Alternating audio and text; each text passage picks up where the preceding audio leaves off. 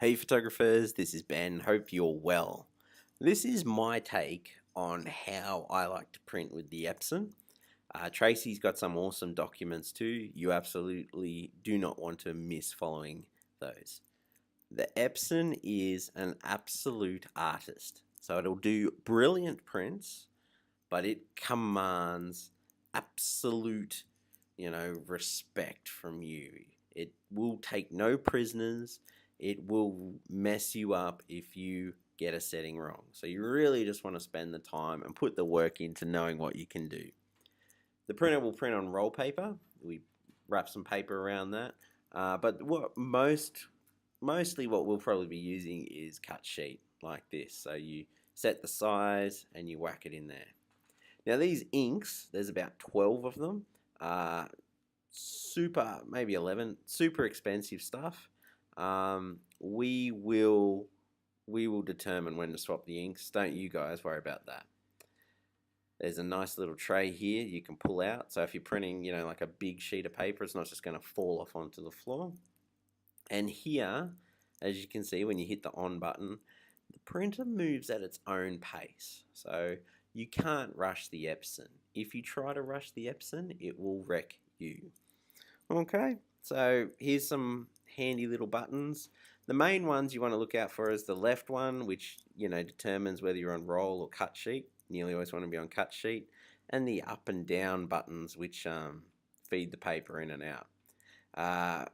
We're in the the nozzle check menu there, which usually every morning or once a week I'll print a check pattern just to see how the ink's flowing. Yeah. As you load paper, you'll notice that as you push it down gently, the message on the screen will change. That's your cue to push down, and then the printer will start to align the paper. Now, if you look there, it's come in a little bit crooked. I bet you, yep, see there it is, there's the error message. So what we need to do, the red light comes on, we reverse it out with the up arrow, put it back in gently, and I like to just push down with a little bit of pressure. And as you can see there, it's come in. There's a knack to it. And when you either get the ready or the ink low message, that means you're ready to print. Don't be too alarmed by a low ink message. Those lights can come on when there's still a quarter of ink in each tank, so I wouldn't worry about it too much. Now we're on the computer. Now just check out this photo. It's pretty grainy. It's got a lot of, it's shot at a high ISO in a really dark alley. On the computer screen it looks grainy. When we get back to the print, and you'll see this print up on the wall, I want you to see if you can see that grain when it's actually printed.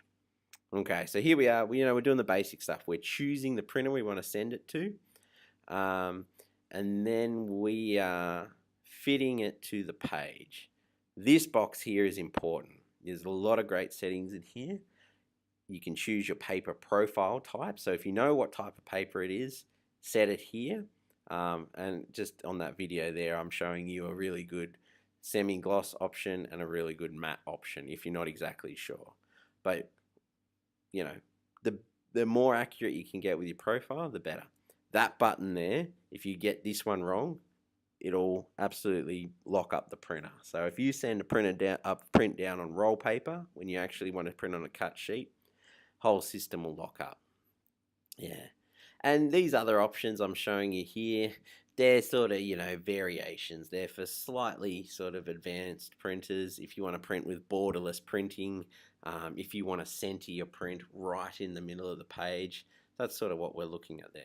That button there, which I just clicked on, I really, really like to use because it gives me an extra layer of protection as it goes out of the printer. So what that'll do is it'll send it over to Epson's little color management kind of box to look at there. These settings here, I would recommend you let the printer handle the color. There'll be scenarios where you won't want to do that, like if you're a really, really advanced photographer and you have all your computers and screens and papers calibrated. But, I think for our purposes, most of the time, it's a quality printer, so it does a pretty good job there. Scale to fit media is awesome if you've got a high resolution photo and you're trying to fit it onto a smaller page, that'll whack it on there in proportion. And a lot of these other options, I'm showing you them, but I don't really use them. So yeah, they're just there to show you how detailed you can get. So we've hit print there, and that's going to boot us over into Epson. And over here you can compare the Photoshop screen to the Epson screen. And what I'm just doing here is I'm just tweaking the brightness a little bit to make those two, you know, interpretations of the image look as close as possible. And then I hit print there, and then it's going to send it back to the printer, which is awesome. Now, the printer does these periodical nozzle checks and things like that whenever it feels like it. There's not a lot of control we have over that. We just got to be patient. And then sometimes, you know, it'll just decide it needs to clean itself. And then finally, it'll print. So, you know, this thing is all about making the best print possible. It will not compromise the process. So if it feels it needs to clean itself, it's gonna, and you're just gonna have to wait.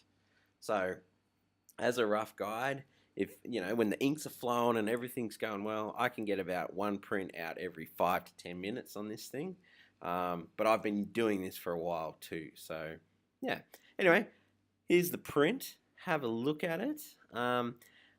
In my feelings, like once you print, things like sharpness become important.